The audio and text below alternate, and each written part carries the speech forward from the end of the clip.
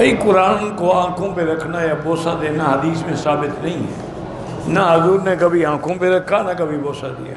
اصل قرآن کا حق یہ ہے کہ پڑھو اور عمل کرو، صرف چوم کے رکھتے رہو تو پھر کیا فائدہ ہوگا؟ اسی لیے کسی شاعر نے لکھا تھا قرآن کی فریاد کے نام سے، جیسے قرآن میں بھی ہے، قال یا رب ان قوم اتخذوا ھذا القرآن مہجورا، یہ قوم ایسی ہے انہوں نے قرآن کو چھوڑ دیا۔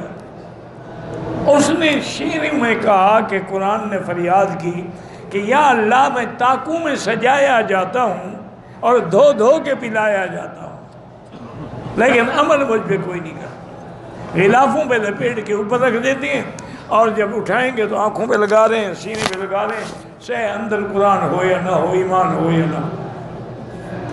کہتے تھے کہ انڈونیشیا میں شافعی، افریقہ میں مالکی، ایشیا میں حنفی، عرب میں حنبلی، سب فضائل اعمال پڑھتے ہیں۔ کیا وجہ ہے؟ وجہ ہے اللہ نے قبولیت دی ہے۔ اب بخاری شریف ہے، سب پڑھتے ہیں، حالانکہ بخاری شریف کو حنفیوں کی کتاب تھوڑی ہے۔ اللہ نے قبولیت دی ہے، ساری دنیا پڑھ رہی ہے۔ تفسیر ابن کثیر ہر مدرسے میں، ہر قوم، ہر حنفی، شافعی، مالکی، حنبلی سب پڑھتے ہیں۔ امام ترمذی نے امام شافعی کا قول نقل کیا ہے کہ میں نے مکے والوں کو 20 تراویح پڑھتے ہوئے پایا، اب بھی 20 پڑھتے ہیں، اس میں کوئی شک ہے؟ حضرت عمر کے زمانے سے لے کر آج تک 20 پڑھی جاتی ہیں حرمین شریف ہے۔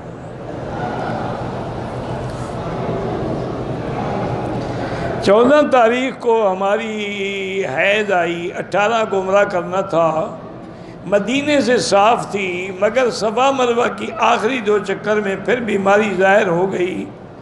آج 21 تاریخ ہے۔ بہرحال آپ یہ دیکھیں، مجھے تاریخی شہروں کا کوئی پتہ نہیں، آپ کی عادت کتنی تھی؟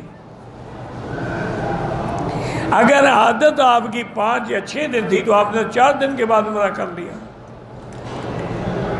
معنی یہ ہے کہ حیض ابھی باقی تھا۔ بہرحال اب جو کچھ آپ نے کر لیا ہے کر دیں، دم بھی ادا کریں، استغفار بھی کریں، اور جب پاک ہو جائیں، تسلی ہو جائے، غسل کر کے طواف ایک دفعہ دہرا دیں۔